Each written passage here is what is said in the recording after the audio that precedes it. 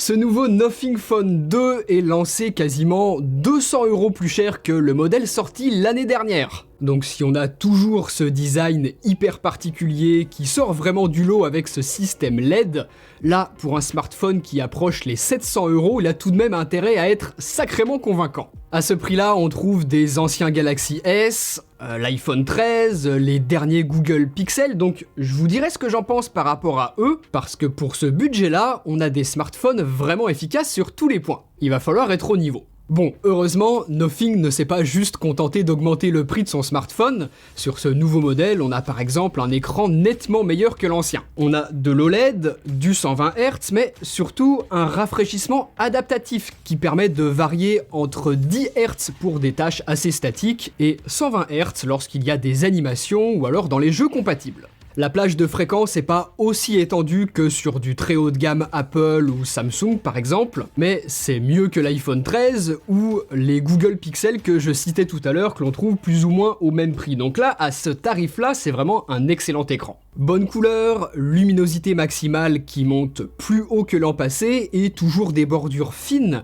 avec une symétrie que très peu de constructeurs arrivent à proposer. Donc l'avant, c'est réussi, jusque-là, ça vaut son prix. Au dos, le Nothing Phone 2 est un petit peu bombé, alors que le premier était parfaitement plat. Moi, j'aime bien parce que seulement le dos est légèrement bombé.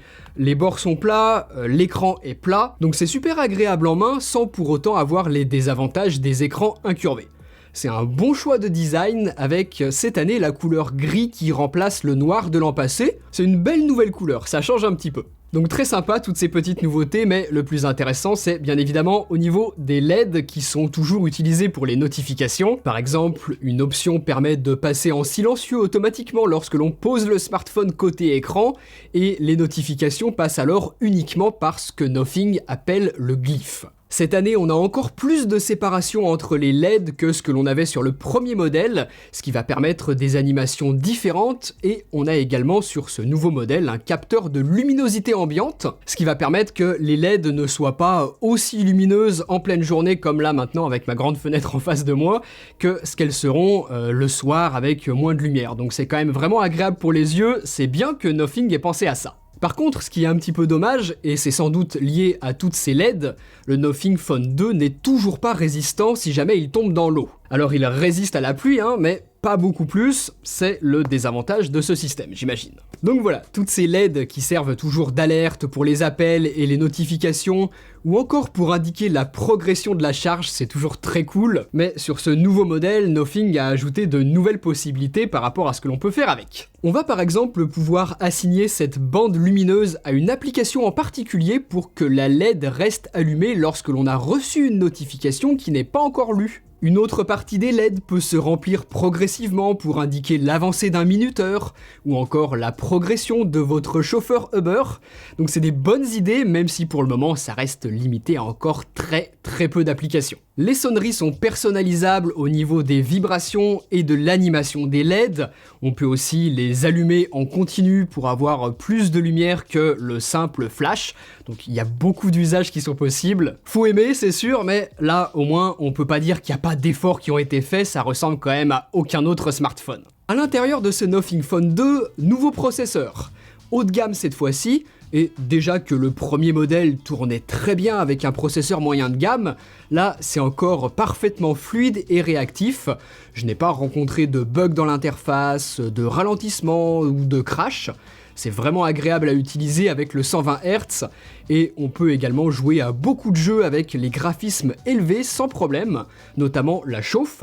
Donc vraiment nickel, j'ai absolument rien à redire à tout ça. En plus, si vous aimez la personnalisation, là, vous allez être servi, parce que Nothing a proposé pas mal d'idées intéressantes, dont certaines sans doute uniques, parce que je les avais encore jamais vues ailleurs. Par exemple, un des trucs cool sur Android, c'est les widgets.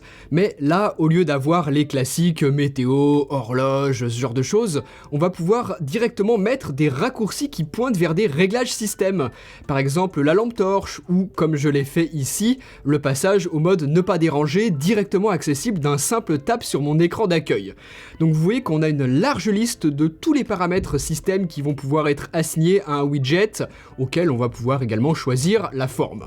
Ce qui est bien, c'est que ces widgets, on peut également les ajouter à notre écran de verrouillage, donc on a exactement la même possibilité de réglage système et d'autres widgets, météo, date, applications, tout ça que je vous ai montré pour l'écran d'accueil, sauf que là ils s'afficheront sur notre écran verrouillé et même sur l'écran Always On, regardez.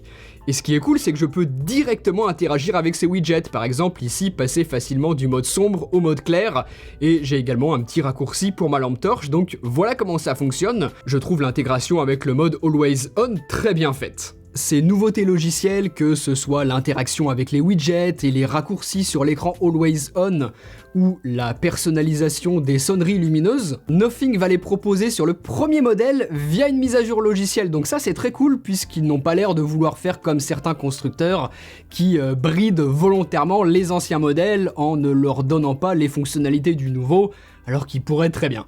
Donc là, quand le Nothing Phone 3 sortira d'ici un an, on peut très bien imaginer que ce Nothing Phone 2 profitera de certaines nouveautés. C'est cool. Il y a un vrai intérêt porté au logiciel, sachant que la marque garantit 3 ans de mise à jour majeure d'Android.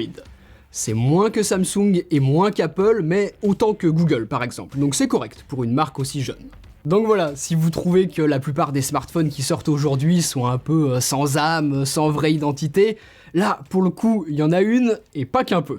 Ensuite, on peut logiquement se demander si un tel système LED, ça a un impact sur l'autonomie. Eh ben, visiblement, pas plus que ça, puisque l'autonomie tient très bien. À l'intérieur, on a une batterie de 4700 mAh, donc de plus grande capacité que celle qu'on avait sur le modèle de l'année précédente. On a également un processeur moins énergivore. L'écran avec son rafraîchissement adaptatif que je vous expliquais tout à l'heure, lui aussi il permet d'économiser un petit peu la batterie, de préserver l'autonomie. Tout ça fait qu'on approche régulièrement les 7 heures d'écran allumé, ce qui est une bonne autonomie pour un smartphone. En tout cas moi ça me permet de tenir ma journée sans avoir la crainte en fin de soirée de manquer un petit peu de batterie.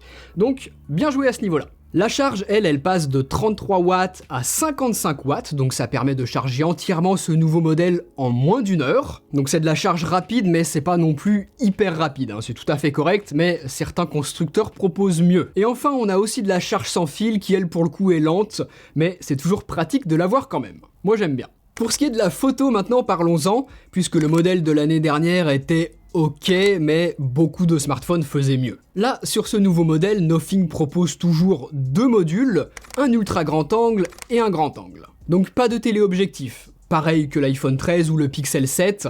À ce prix-là, c'est la norme aujourd'hui, mais lorsque l'on a besoin de zoomer, on peut le faire numériquement sans que ça ne se voit trop. On a du 50 millions de pixels sur les 2 capteurs, donc si c'est pour publier ça sur Twitter ou sur Instagram par exemple, eh bien ça va. Les images zoomées sont pas dégueulasses, j'ai des belles photos faites avec cette manière-là. On a donc un système de double caméra classique mais efficace en pleine journée avec une bonne lumière. L'ultra grand angle, je le trouve quand même un peu moins bon que le capteur principal, mais vous voyez qu'avec l'un ou l'autre, on peut faire de belles choses avec. Les couleurs sont bonnes, les contrastes et la saturation ne sont pas trop accentués. J'ai pas non plus rencontré de soucis d'autofocus ou de balance des blancs. Par rapport au modèle de l'année dernière, les clichés sont aussi plus détaillés, sans doute grâce aux 50 millions de pixels qu'on n'avait pas l'année dernière. La plage dynamique est meilleure également, donc de manière générale, oui, le Nothing Phone 2 fait de meilleures photos que le Nothing Phone 1. Et c'est bien normal, j'ai envie de vous dire, vu la montée en prix. L'inverse aurait quand même été sacrément décevant, sachant que c'était déjà pas le point fort du Nothing Phone 1. On a aussi la caméra selfie qui est passée de 16 à 32 millions de pixels. Alors là, pour le coup, j'ai pas trouvé que ça changeait grand chose. C'est pas des résultats qui sont incroyables, c'est correct, sans plus. Donc très bien, tout ça, en extérieur, avec une bonne lumière, ça fait le job, c'est très cool ce que l'on peut faire avec. Par contre, dès que vous avez moins de lumière, là, ça devient rapidement nettement moins bon, avec des clichés qui manquent de détails, pas mal de bruit numérique. C'est pas vraiment un bon smartphone pour faire de la photo de soirée entre amis, par exemple. Clairement pas. Pas à ce prix-là. Je vous montre ce comparatif avec le Nothing Phone 2, le Pixel 7 et l'iPhone 13.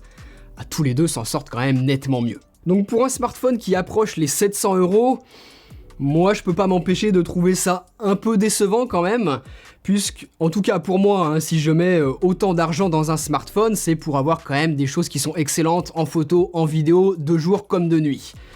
Là, s'il fait pas franchement mieux qu'un smartphone qui coûte 500 €, bah c'est dommage d'avoir mis nettement plus cher pour ne pas avoir franchement mieux. Il y a quand même encore une nette marge de progression à ce niveau-là, je trouve. Pour ce qui est de filmer avec, en vidéo, pour la qualité que l'on obtient avec la caméra arrière, c'est pas mal du tout, mais c'est pas non plus excellent. Hormis Samsung, les constructeurs Android, de manière générale, font peu d'efforts sur la partie vidéo, et c'est encore un petit peu le cas ici aussi, je trouve. On a le minimum, mais pas beaucoup plus. La stabilisation est correcte, mais sans plus. On n'a pas de 25 images par seconde, la cadence d'image que l'on utilise nous en Europe pour filmer, et ainsi avoir des mouvements qui restent naturels à l'œil. Donc s'il y a quand même des améliorations par rapport au modèle précédent, ce qui est normal, encore une fois, vu la montée en prix, ils auraient quand même pu aller plus loin en offrant par exemple de la 4K sur la caméra frontale. On est limité à de la Full HD qui, certes, monte jusqu'à 60 images par seconde, mais qui, vous le voyez, est nettement moins bonne que la qualité que l'on obtient avec le module au dos du Nothing Phone 2. Les couleurs, notamment sur les teintes de peau, c'est pas franchement ça. Bref, c'est pas le meilleur smartphone pour filmer, mais c'est pas le pire non plus. Ça n'empêche pas de se rapporter de beaux souvenirs si on fait un petit peu attention à sa manière de filmer, en choisissant ses moments dans la journée par exemple. J'ai quand même pu avoir des résultats dont je suis très content dans des conditions qui étaient pas toujours évidentes. Voilà, si vous faites beaucoup de photos, qu'en vacances par exemple, votre smartphone c'est votre appareil photo principal et que vous voulez ce qui existe de mieux ou presque, oui, je vous le dis, en mettant 700 € dans un smartphone, vous en trouverez un qui fait de meilleures photos et de meilleures vidéos que ce Nothing Phone 2. Par contre, côté logiciel, expérience utilisateur, là, Nothing propose quelque chose de vraiment convaincant et assez unique. Ça ne ressemble pas du tout au reste, et si c'est ça qui compte en priorité pour vous, alors à ce moment-là, oui, ça va clairement vous plaire. On peut pas tout avoir, à vous de savoir ce que vous valorisez en priorité, mais en tout cas, si vous avez été convaincu et que vous avez envie d'acheter ce Nothing Phone 2 tout en soutenant gratuitement mon travail sur la chaîne YouTube, bien vous pouvez passer par les liens qui sont juste en dessous en description de vidéo. Vraiment, l'intérêt de ce Nothing Phone 2, c'est son identité bien marquée. Si vous pensez aimer, que vous imaginez avoir l'utilité des LED au dos, eh bien vous allez être servi et là vous avez un smartphone qui se démarque vraiment du reste avec une identité forte. Mais sinon, si ça vous emballe pas plus que ça, ce que je peux comprendre, les iPhone 13 et les Google Pixel, les derniers, se trouvent aussi plus ou moins dans cet ordre de prix, et eux aussi pour le coup, ils ont une vraie identité. Donc si vous voulez savoir ce que j'en pense, eh bien je vous laisse cliquer sur les vignettes pour aller voir mes tests, j'en ai parlé en profondeur. Allez, salut!